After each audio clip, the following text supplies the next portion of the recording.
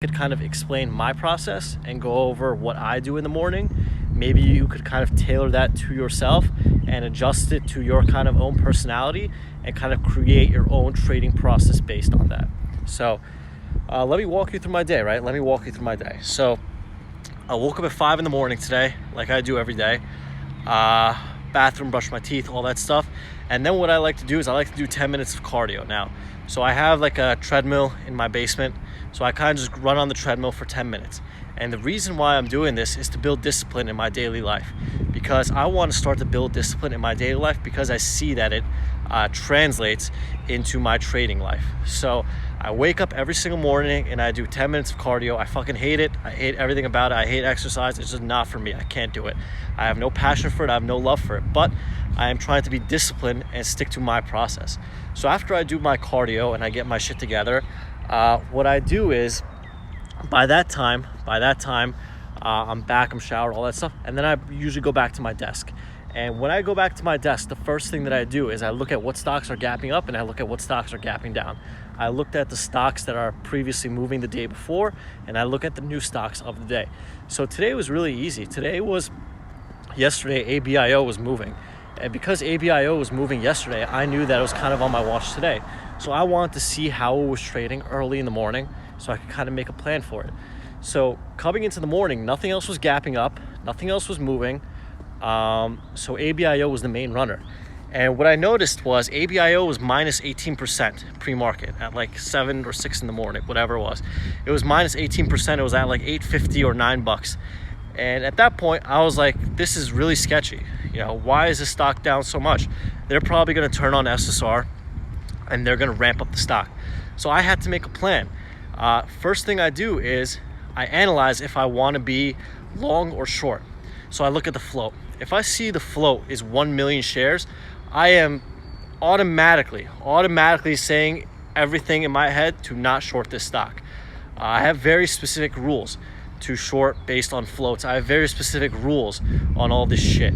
So when I saw that it still had a 1 million share float and it was gapping down 18%, my mentality was that, damn, they're probably going to turn on SSR and they're going to ramp this. I do not want to be short. I do not want to be touching it.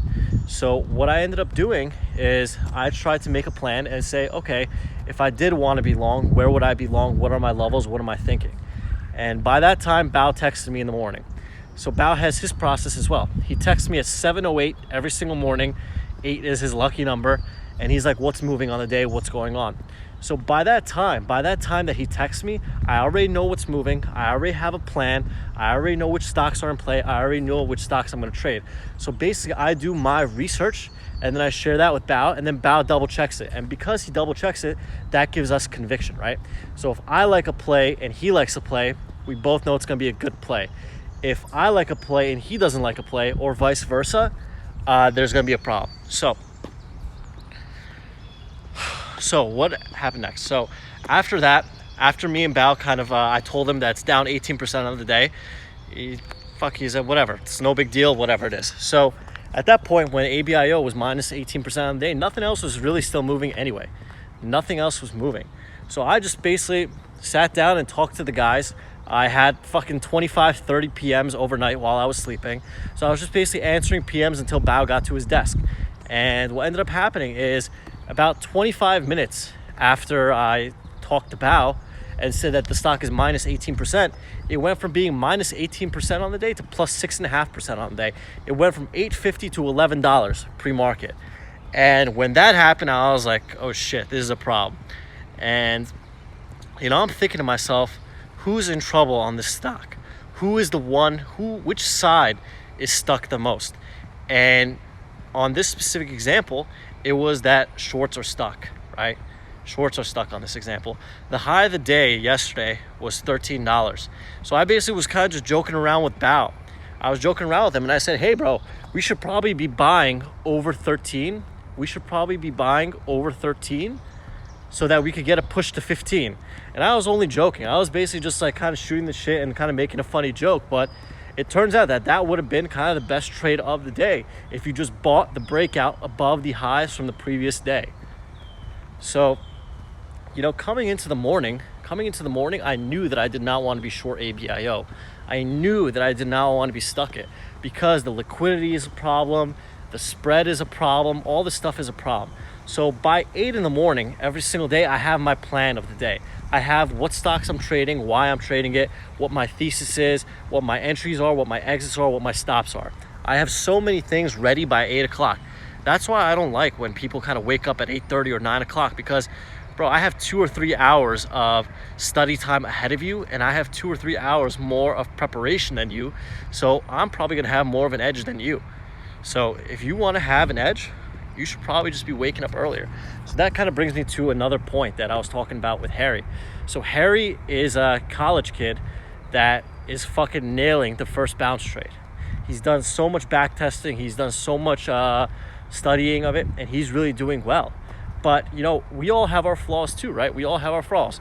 Harry doesn't sleep as much. He drinks on the weekdays. College kid, obviously, no problem. I get that. I don't really care. But he now approached me and said he needs a better process. He knows that he could be doing better, and he needed a process for that. So we spoke, and we kind of got down a system where he's not going to drink on weekdays, and he's waking up earlier. And yesterday he texted me and he told me that ever since waking up earlier, I am making more money trading. It's because he's more focused, it's because he's planning better, and it's because he's trading with a clear mind. You know what I'm saying? So again, we all need a process. Trading is not about following the leader. Trading is not about following a text message alert. Trading is not about following voice alerts. Trading is about a process. What happens when your furu is sick one day? You're not going to have anything to chase. You know what I'm saying? Like, that's not, you want to be a self-sufficient trader. And if you want to be a self-sufficient trader, you need to have a process.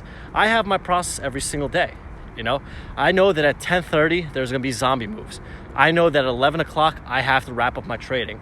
I know that at 2 p.m., there's usually going to be a late day fade. So I have all these things in my head that I keep replaying and telling myself over and over and over again, because I am trying to build my process and refine it better. The last 2 days, I didn't trade a single stock. The last 2 days, I had extreme amounts of FOMO. I felt like I was underperforming. I felt like I was at the desk and I felt like I had to do something to prove to myself that I deserve to work like this or I deserve to do something. But the more that I remind the members in the room that it's okay not to take a trade, the more it makes me confident to obviously not take that trade either. So for the last 2 days, I didn't trade. Nothing looked good to me. Nothing made sense to me. Nothing was appealing to me. I felt like I was missing out. And then today comes along, and ABIO kind of just really doesn't do shit out of the gate. I kind of took note that it didn't really have much volume. It didn't really push too hard. But, you know, it's a 1 million share float. And if it's broken, I'm not going to long it. And since it's a 1 million share float, I'm not even interested in shorting it. So what ended up happening is anytime one of these big runners shows up, there's usually sympathy plays that come up. And what a sympathy play is that these kind of are like secondary pumps. So the head of the snake is ABIO, and then there's going to be other people or other chat rooms or other fucking furus trying to pump the next ABIO. And most of the time, this secondary / sympathy plays are not as strong. Most of the time, they have more dilution, and most of the time, they are easier to short. So I'm basically waiting for these sympathy plays to show up. ABIO is the head of the snake, and I want the sympathy plays to show up, and I want to be shorting the sympathy plays. So coming into today, mostly like towards the open, there was no sympathy plays yet. NCTY started popping up, and basically I just did something simple, right? I did something simple, and I thought in my head, okay, we're in a low flow market now. We haven't been in a low flow market for a very, very long time. Day one is usually going to be strong on these low float stocks. So if there's a new stock, if there's a new sympathy play that is showing strength, is showing relative strength early in the morning, I want to be long, because I've seen it happen so many times where these things just kind of rip up on air. So coming into today, ABIO is kind of failing, and my mentality was, if ABIO is failing, all the money that was poured into ABIO is going to go into the next stock. It's going to go into NCTY. And what I ended up doing was, I saw NCTY was a 1 million share float. I saw that it was a recent reverse split. So all I needed to do was see how low the float was. I needed to see that it was a reverse split, and that gave me the idea that, hey, if this breaks high of the day, I want to be long. That's it, very simple. So what I ended up doing is I bought a starter position when it broke high of the day, and I added to my winner when it continued higher. I think I bought it like $7 in the morning. And basically my plan was I'm going to sell on the way up until the next line, which is the 750 line, and I plan on being all out by the 750 line. I didn't quite make it all the way there. I sold some at 720, 730, and 740, and I made a decent amount of money. I think I made like $2,000 or $3,000 on that trade, and that was great because 1, I stepped out of my comfort zone and I went long. 2, I recognized the market that we're in and I took advantage of a front side long. And 3, I didn't overstay on that trade. I made my money and I ran. So after doing all that, NSPR, not NCTY, sorry. All these tickers are getting in my head. So after I did all that, my mentality was I'm not really going to short this until the death line breaks, because on day 1, I don't want to be too early. I don't want to be the one that's shorting when everyone's trying to buy. I don't want to be the idiot that's just shorting because it's up. I want it to show me that's confirming. I want it to prove to me that it's fucking dead. So the death line on NSPR was $6. Very, very fucking simple. It was a whole dollar mark, plus it was the last kind of support line. So basically, when it stuffed through 7, it had a big push to 7, massive candle, and halted down. When it halted down on that massive candle, I was like, that's it, game over. So it recognized that is game over. The next push that it had, that it made it look weak, I want to short. So basically, I kept it very simple. Shorted some at 610, added when $6 death line broke with size, covered at 570, 580. Made another $2,000 or $3,000 there, right? So not only did I make a couple $1,000s on the way up, longing, when it just kind of broke high of the day, I kept it very simple. The next trade was when it had that big death candle. Oh yeah, it would look like it was going to halt, exactly. It was kind of like a fake halt. But it still washed from $7 to $6 in one candle, kind of obliterating all the longs. So that was kind of my signal that I needed. And my game plan on these things is always nail and bail it. Always nail and bail it, because you don't want to be caught in a zombie hour squeeze. And what a zombie hour squeeze is that at 10:30 on the dot, most of the volume shrinks on these plays and they kind of start to go upwards. So, my process is very simple. I make the most amount of money from 9:30 to 11 o'clock, and anything after 11 o'clock, I have a higher probability to lose money. So when I started to cut off my trading at 11 o'clock around 6 months ago, my P&L exponentially increased, And as you can see on most of these stocks, they zombied right up at 10:30. So, this is my process, and this is what I did today. I wake up every morning and I check the float, I check the filings, I check everything, I check the chart, I plot out my entries, I plot out my exits, and I write down my plan by 8 in the morning. So by 8 in the morning, I have my plan ready for the entire day, and I'm just watching how price action reacts to it. Most of the time I put fishing orders out, most of the time I do whatever I have to do, and I use my tab, my trading accountability buddy, to help me stay sane. So, for example, today on NCTY, or NSPR, I keep fucking that up. Today on NSPR, I was talking to Bao, and I kept mentioning that 6 is the death line, 6 is the death line, 6 is the death line. And what ended up happening is he turned away for 10 seconds, and the death line broke. And then by the time he reacted, I was already out, and I already covered my position. So again, your job as a tab, your job as a trading accountability buddy, is to make sure that you and your trading partner are both aware. You and your trading partner are both in the right state of mental mind. And what I noticed is after Bao missed that trade, he took a trade on ABIO. It was a good trade. He waited for it. It's not like that he was forcing or whatever it was. But when I saw him start to trade ABIO, I recognized something in his head was kind of off. I recognized that he was trading because he felt like he missed out. And I had to remind him, hey, Bao, look, it's okay to be missing out. It's okay that you missed this trade, but do not force a trade. You know what happens when you force trades. You know that what happens midday, right? You know what happens when that stuff happens. So He needed me, someone with a sober mind that was not in a trade, to tell him to take it slow for a second. And all it takes is just one fucking message to tell someone to take it slow, for them to snap out of the fucking bad mentality that they have. And now Bao's done trading for the day. I hope he's not fucking trading anymore. And if he is, I'm gonna fucking kick his ass. But other than that, I mean, you need someone to help you stay mentally strong. You need a trading accountability buddy to help confirm your ideas. It's not a coincidence that James and D. Oliver are killing it together. It's not a coincidence that they're making $1,000 a day together. They are putting in the work. They are helping each other out, and they are keeping each other mentally stable.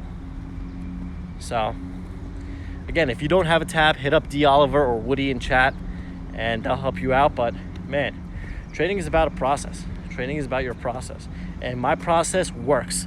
It's only when I deviate from my process that I get in trouble, right? So these Instagram lives, as helpful as they are to you, they are also helpful to me, because it makes me walk away at 11. It makes me rethink and regurgitate my process. And when I rewatch these videos, which I do all the time, it's my video library, my video diary of my trading. You don't have to do an Instagram live like me, but maybe it might be beneficial for you to kind of record yourself after you're done trading for the day, to see how you trade and how you can kind of improve from that. And maybe one day we'll have a house like this.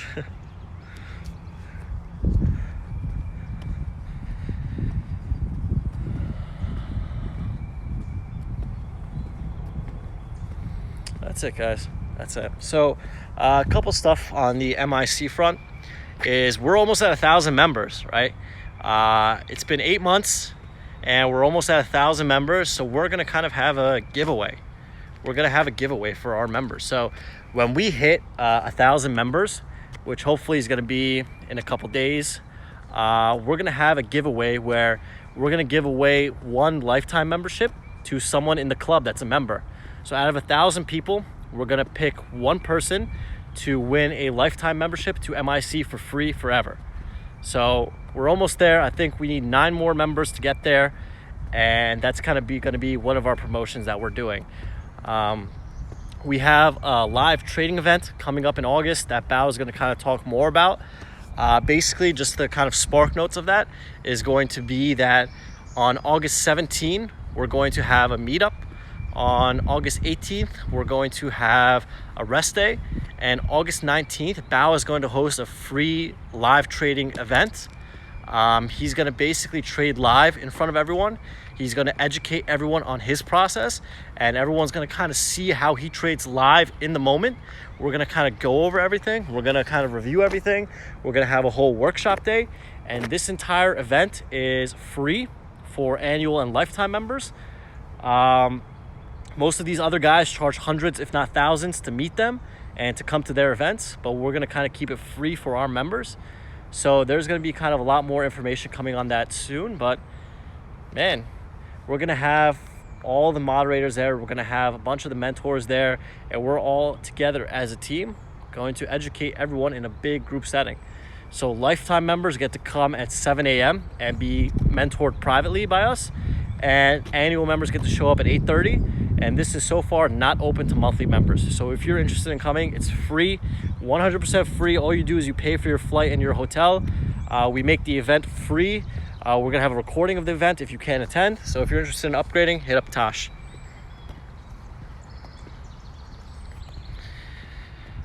Live trading, man. Can you fucking imagine? Bao is going to be trading live in front of hundreds of people. We're going to be together working on our process. We're going to be together talking about our fundamental research. And, you know, if we win, we win. But no offense, Bao, I hope that you lose so that we can educate people on how to lose the right way. You know? So this is going to be our 1-year MIC anniversary. It's going to be in August in Philly, 100% free. No strings attached. We're not going to sell you a DVD. We're not going to sell you a fucking timeshare. You show up, you get educated, you leave. That's it. I'm kidding, but I don't want you to fucking lose, bro. I would never want something so bad to happen to you. But we could make a positive out of a negative, is my point.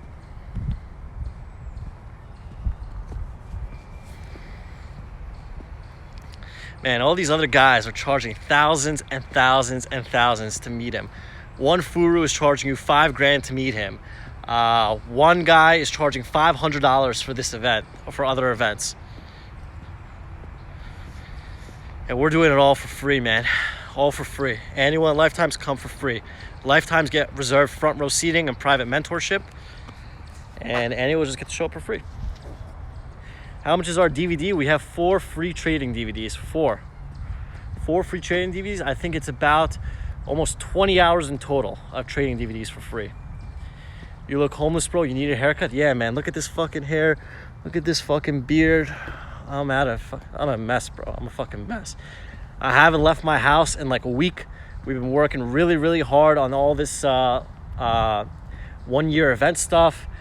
Literally, yesterday was a 20-hour day. It was non-fucking stop, but it's worth it. It's really worth it because we see the members are improving. We see that they are making money. We see that they are becoming consistent. Within 8 months of MIC being open, we already have so many consistent traders that were built from scratch. Sorry, is that a car coming? So the event is going to be in Philly. We're going to have a sign-up sheet for all the members soon.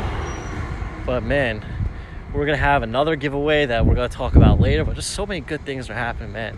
So many good things are happening.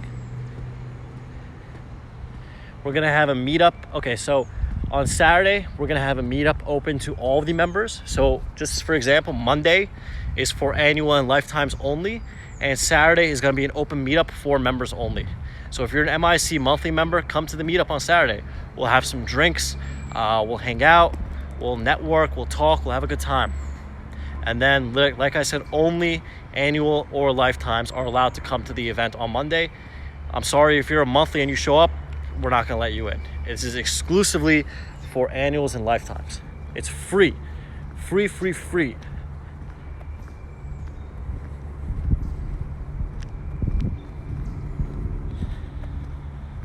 What's up, D. Oliver? Oh yeah, it's limited space. We have a maximum capacity. So we tried to get more, but we couldn't do it. We're trying our best, man. We're trying our best. It's hard to keep these events free. No one else has free events like this. No one else has free DVDs. Everyone else has email and text message alerts. Everyone has voice alerts. They got other people calling all these calls. They could predict the future. They got a crystal ball, but none of them fucking trade their predictions. If these guys could really see the future like they say they do, they would have a fucking island, not be in a fucking chat room pumping their positions. But these guys use mathematical, magical equations that no one fucking knows, but they won't ever trade it. Oh, fucked up system.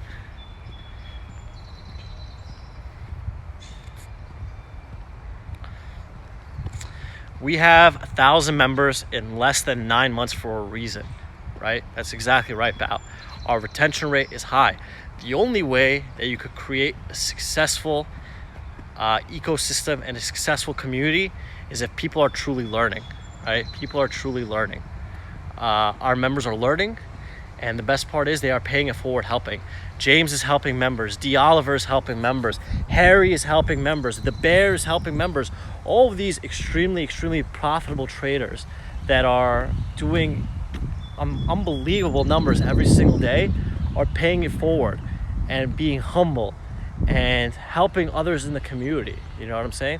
We were all once beginning traders. We didn't know what a limit order was or what SSR was or all this stuff was. But in other chat rooms, if you ask a question like that, they'll fucking shit on you. They'll be like, are you this fucking dumb? Like, why didn't you watch the DVD? Why didn't you watch the fucking pay $5,000 for the DVD? It has all the answers in DVD. You lost money? Buy the fucking DVD. Lose more money and fucking do all this shit. Instead, for us, we have a community where, it's almost 1,000 people at all times trying to help each other out, right? We have free educational content. We don't upsell on the education. We have 335 videos in total. I think it's 100 hours of content, all for free, right? All for free. We have lifetime memberships. You sign up one time, you get to come to these events for free and have front row seating. Like, all the shit that we do, man. All the shit that we do. Why are you not, if you're not an MIC right now, why are you not an MIC?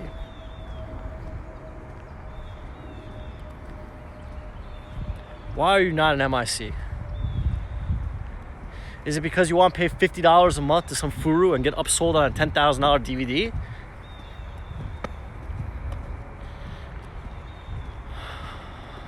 We're never going to do a sale. There's going to be no tax saving sale. There's going to be no Black Friday sale. There's no going to be Chinese New Year sale. There's going to be nothing like that. If anything, we're going to raise our prices soon because we can't be giving away the DVDs free forever, right?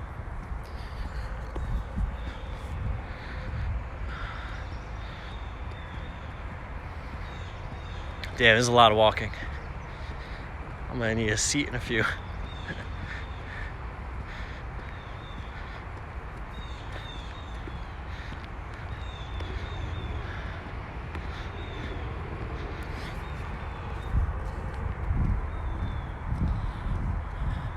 What else, guys?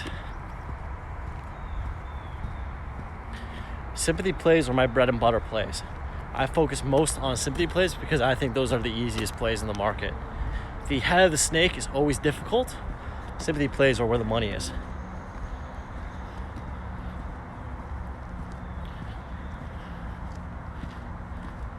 What's the right process for those? Wait until the deadline is breached and short. Like today on that N stock that I forgot, NVLN, and not NCTY, whatever the hell it was $6 broke, deadline, easy. Yeah, we're not just a chat, we're a community. It's a true fucking community of traders that are helping other traders. I saw today some guy on Twitter said that he could predict when stocks go up and down. He could predict the price action of stocks, yet he doesn't trade his own calls. He doesn't make billions predicting the price of stocks, but he's telling it to a bunch of newer traders that believe this shit. That's all fucking bullshit, bro. If you could predict the price of the stock, you would have an island and you would get caviar licked off your, yeah.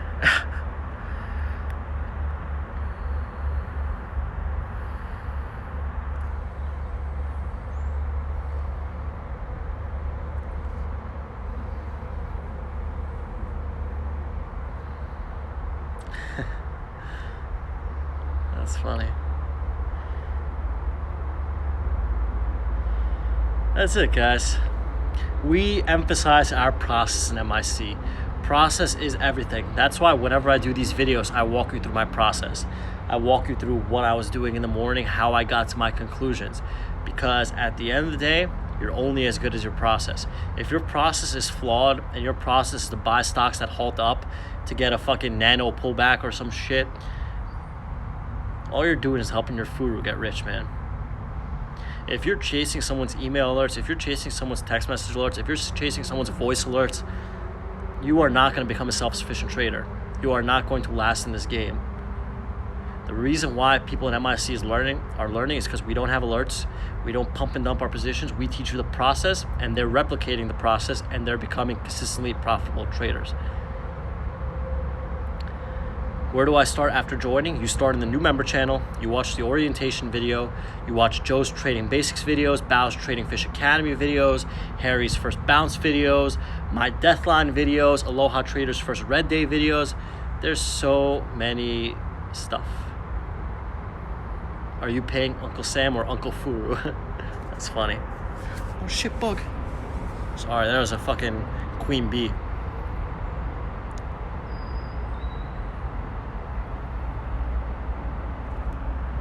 So we have a lot of cool stuff coming in the pipeline. We're going to announce more stuff about the August event in the next coming days. But again, that's 100% free to annuals and lifetimes. If you're a monthly and you want to upgrade, hit up Tosh. We have some big things coming at the end of May. We have some even bigger things coming in August. And again, MIC is only 8 months old. We're almost at 1,000 members in 8 months. We retain almost all of our members every single month because people are truly learning.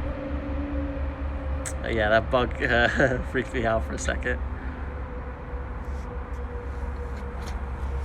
All right, let's do a very quick Q&A, and then I'm going to wrap it up, and that's it.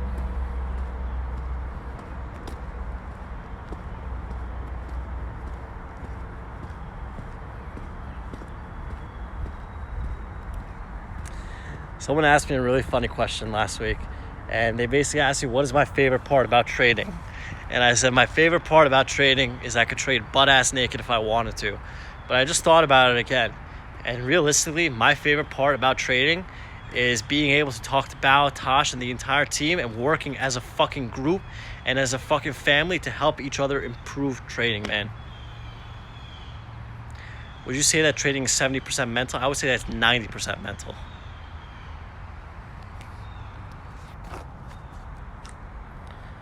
How do I force myself to not trade on slow days? I walk away. I eliminate myself from the situation. I do not have enough discipline to stay at the screen and not trade, so I have to physically remove myself from the situation. What are the major risks of longing pre-market? I don't like longing or shorting pre-market because that feeds FOMO. That creates FOMO. And a trader's biggest enemy is FOMO.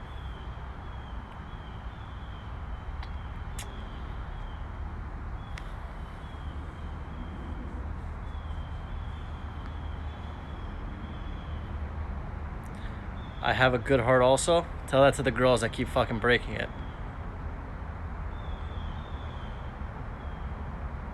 Actually, that was a little bit mean, I guess. I don't know, fuck it.